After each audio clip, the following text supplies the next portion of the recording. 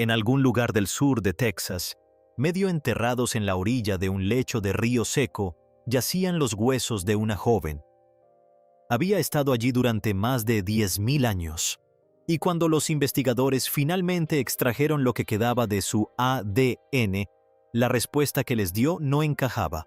Ni el modelo, ni la cronología, ni la historia que décadas de cuidadosa arqueología habían construido, defendido e impreso en todos los libros de texto que abordaban el tema.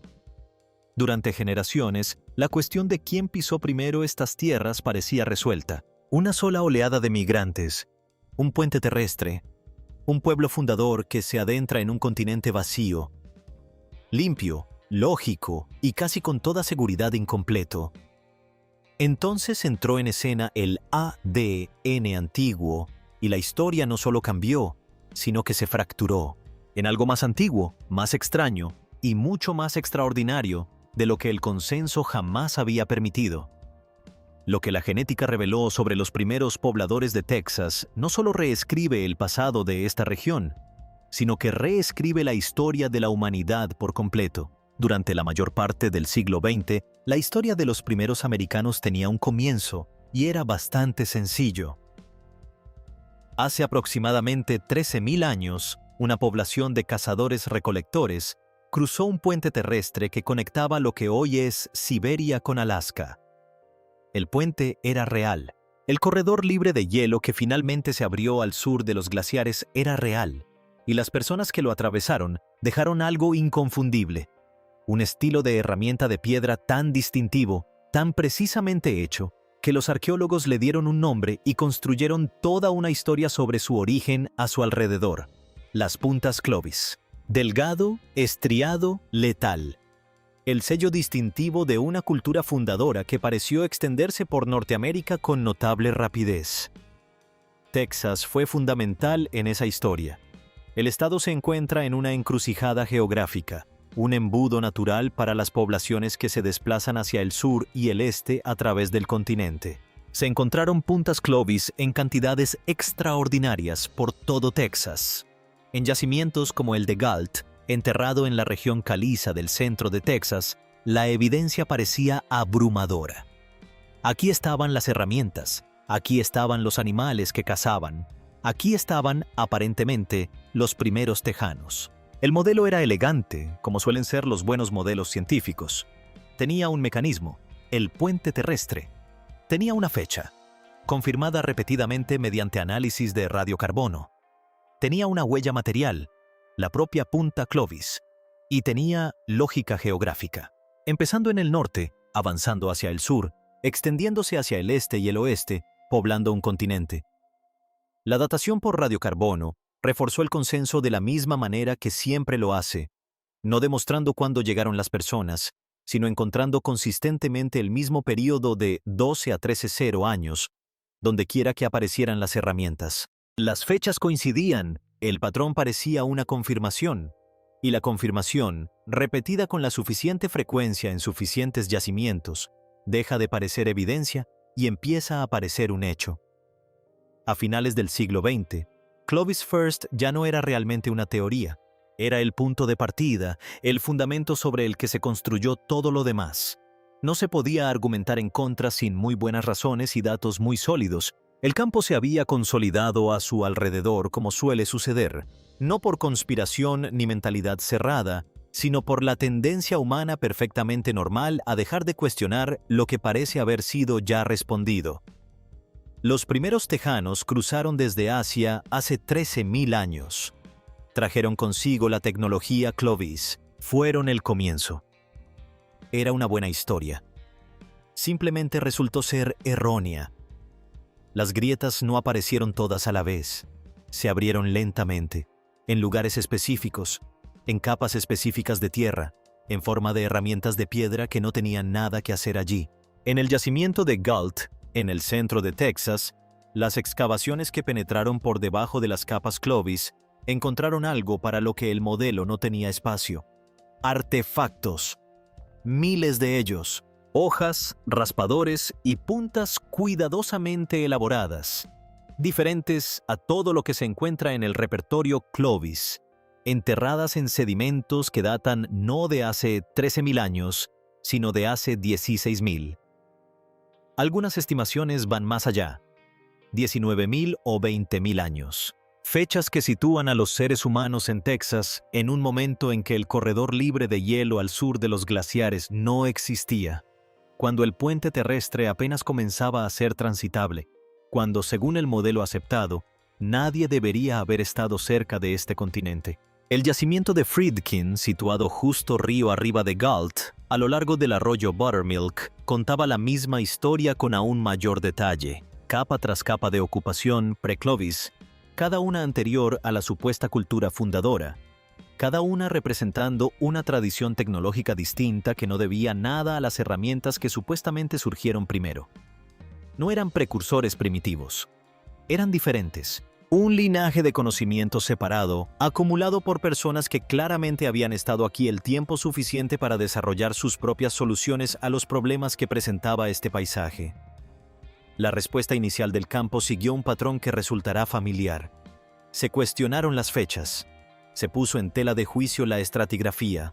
Los escépticos argumentaban que en los sedimentos arenosos y poco compactos, los artefactos migran, se hunden por el pisoteo, se desplazan por la bioturbación.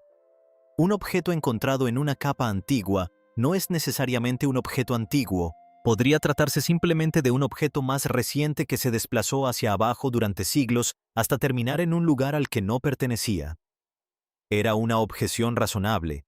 Además, en el caso de estos yacimientos, resultaba cada vez más difícil sostenerla a medida que se acumulaban las pruebas. Porque si las herramientas eran realmente tan antiguas, implicaban algo que el primer modelo de clivos no podía absorber.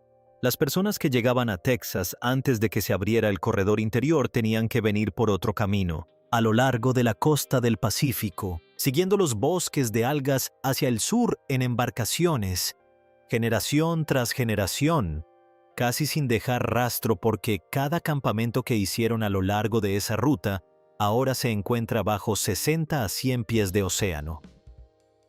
La ausencia de evidencia no era evidencia de ausencia. Era una prueba del aumento del nivel del mar. Ella era joven cuando murió, probablemente tenía entre 18 y 20 y pocos años.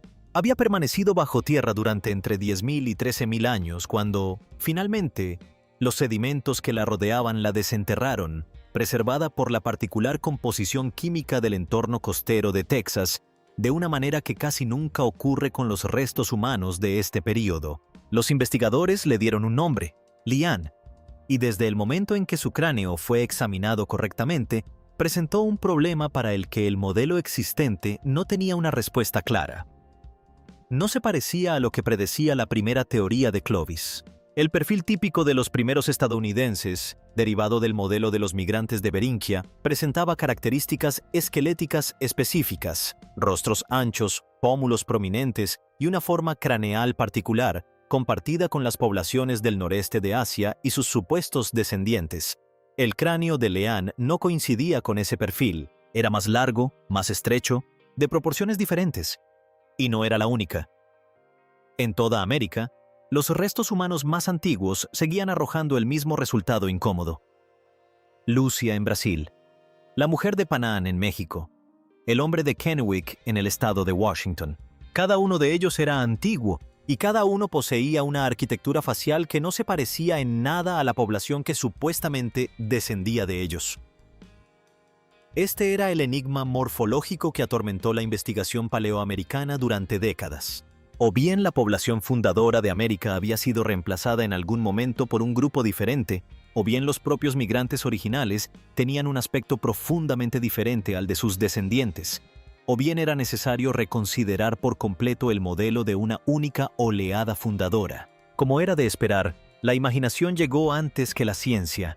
Los cráneos se convirtieron en materia prima para teorías sobre razas perdidas, sobre antiguas migraciones europeas, sobre un poblamiento precolombino de América por poblaciones sin conexión con Asia. La hipótesis solitaria que proponía que los europeos de la Edad de Hielo habían cruzado el Atlántico y contribuido a las primeras poblaciones americanas atrajeron una seria atención académica a pesar de que la evidencia seguía siendo obstinadamente escasa.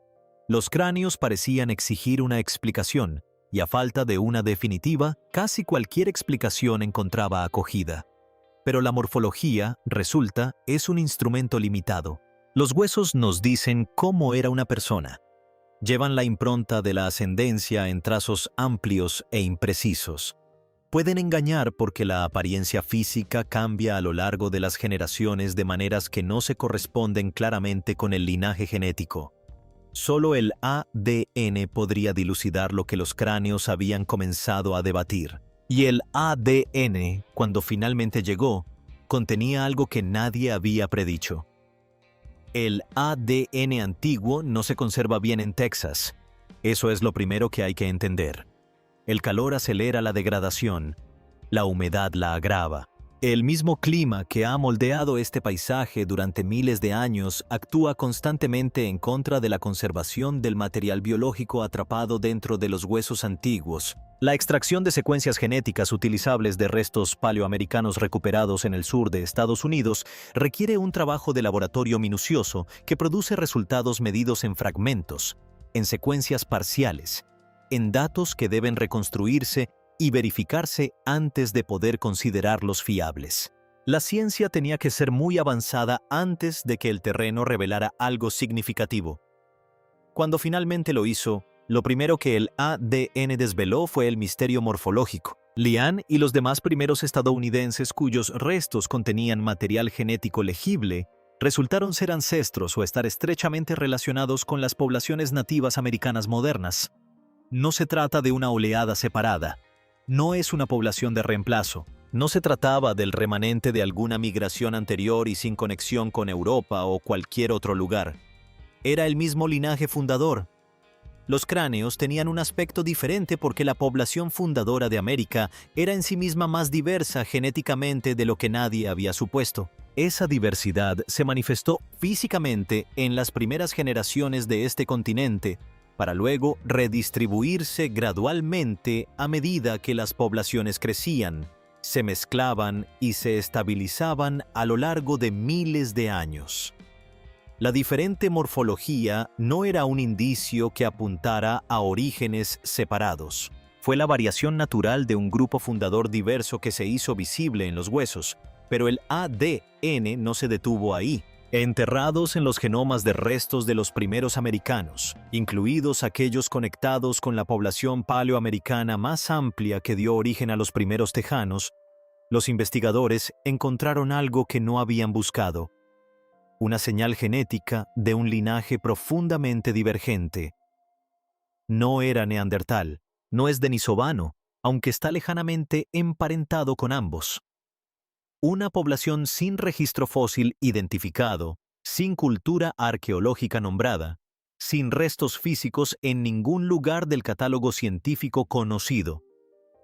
Un fantasma en el código, presente, medible, innegable y completamente inexplicable. Los antepasados de los primeros americanos se habían topado con esta población desconocida en algún lugar durante su largo viaje y conservaron la evidencia en su ADN durante decenas de miles de años, invisible hasta que la tecnología de secuenciación finalmente fue lo suficientemente sensible como para encontrarla. La población fundadora de América no fue un flujo uniforme y constante de migrantes siberianos que se desplazaban deliberadamente hacia el sur. Fue algo más antiguo, más extraño y considerablemente más complicado.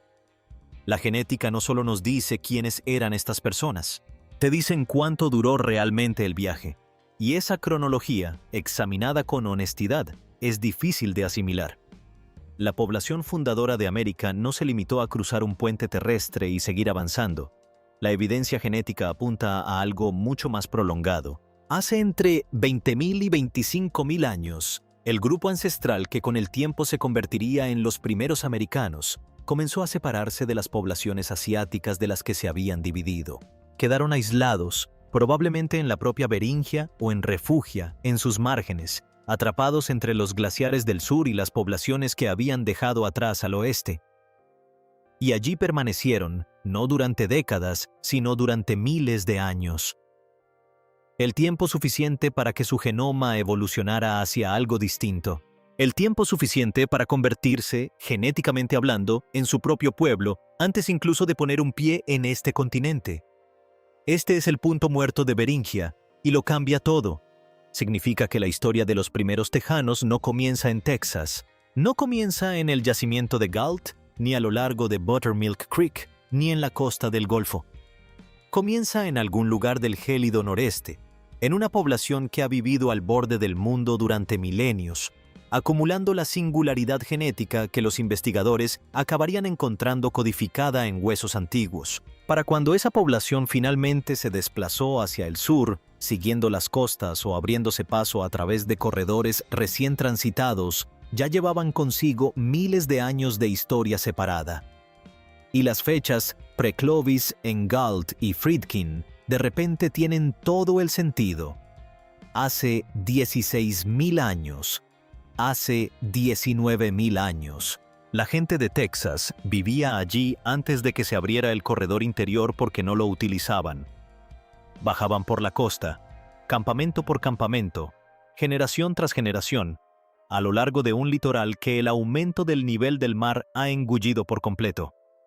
Consideremos lo que eso significa para el registro arqueológico. La evidencia más antigua y directa de su llegada, los basureros, hogares y restos de herramientas de los primeros tejanos costeros, se encuentra ahora mismo bajo el Golfo de México, a 60 pies de profundidad, a 100 pies de profundidad.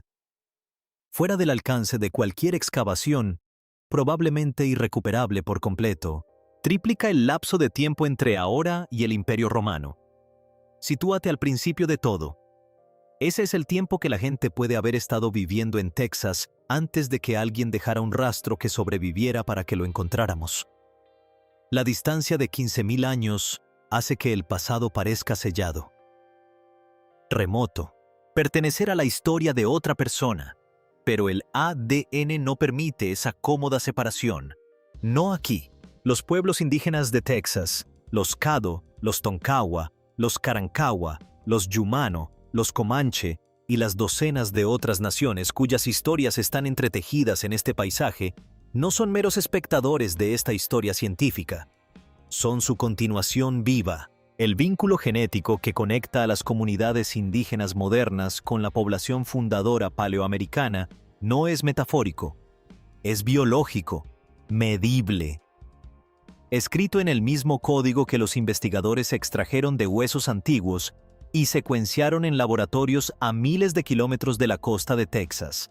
Esa continuidad no siempre ha sido respetada por la ciencia que afirma estudiarla. La historia de la investigación del ADN antiguo en restos indígenas de América es inseparable de la historia de cómo esos restos fueron extraídos sin consentimiento, estudiados sin permiso e interpretados sin la participación de las comunidades más directamente vinculadas a ellos. La batalla legal del hombre de Kennewick duró casi 2 décadas.